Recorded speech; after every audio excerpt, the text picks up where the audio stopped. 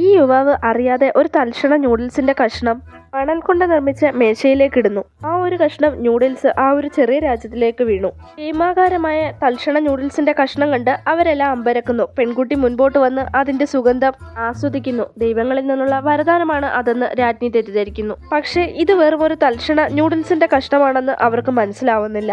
ഈ യുവാവിന് കുറച്ചു മുൻപ് ലഭിച്ചിരുന്ന ഒരു പൊതിയായിരുന്നു അത്. അയാളത് തുറന്നു നോക്കിയപ്പോൾ അതിനുള്ളിൽ കുറെ കരകൗശല വസ്തുക്കൾ കാണാനിടയാവുന്നു. അത്ഭുതമെന്ന് പറയട്ടെ, അയാൾ മുൻപ് ജീവിച്ചിരുന്ന സ്ഥലമായിരുന്നു അത്. പെട്ടെന്ന് തന്നെ സേവകരോട് നൂഡിൽസ് പാകം ചെയ്യാൻ രാജ്ഞി ആവശ്യപ്പെടുന്നു. ഭക്ഷണത്തിന് ക്ഷാമമുള്ളത് കണ്ട് തന്നെ അവരൊക്കെ അത് ആസ്വദിച്ച് കഴിക്കുന്നു. പെട്ടെന്ന് തന്നെ ഒരു പെട്ടി നൂഡിൽസ് അയാൾ ആ രാജ്യത്തേക്ക് ഇടുന്നു. മുകളിൽ നിന്ന് നൂഡിൽസ് വീഴുന്ന കണ്ടപ്പോൾ എല്ലാവർക്കും വളരെയധികം സന്തോഷമാകുന്നു. രാജ്യമെമ്പാടും തൽക്ഷണ നൂഡിൽസിന്റെ കഷ്ണങ്ങൾ വീണതായി സേവകർ രാജ്ഞിയോട് പറയും. ഇതോടെ അവരുടെ ഭക്ഷണത്തിന്റെ ക്ഷാമം തീരുന്നു. അപ്പോഴാണ് ശത്രുസൈന്യം അവരുടെ രാജ്യകവാടത്തിൽ എത്തുന്നത്. മുഴുവൻ രാജ്യവും അഗ്നിവേശത്തിന്റെ വക്കിലായിരുന്നു. രാജ്ഞി തന്റെ രാജ്യത്തോടൊപ്പം മരിക്കാൻ തീരുമാനിക്കുന്നു. പെട്ടെന്ന് തന്നെ ഇരുവശങ്ങളിൽ നിന്നും തീ തുപ്പാൻ തുടങ്ങുന്നു. യുവാവ് 2 ഫയർ ഗൺ ഉപയോഗിച്ച് ശത്രുക്കളെ കൊല്ലാൻ തുടങ്ങുന്നു. ഇതോടെ അവർ യുദ്ധം ജയിക്കുന്നു.